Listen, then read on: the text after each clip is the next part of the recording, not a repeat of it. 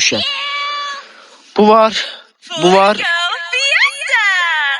Ha, elə bildim Bagdadı sonra düzəlirmiş paltar.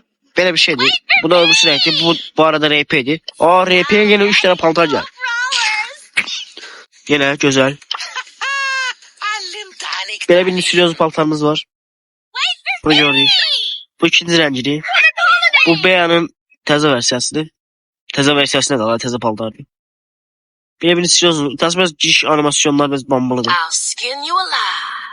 Şu onsuz da paltar gelmir. Yaxşı, gizemli mi? Bu arada bu uşaqlar destansı olacaq. Gizemli deməyinə baxmayın. Pülüyürlər burada.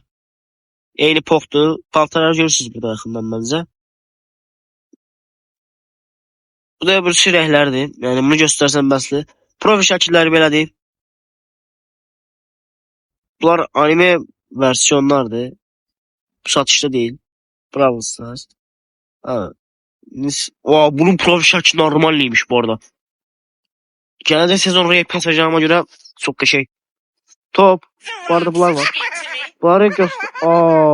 Elit rap'i bu arada bu çok zordu. Satışta değil. Satışta değil.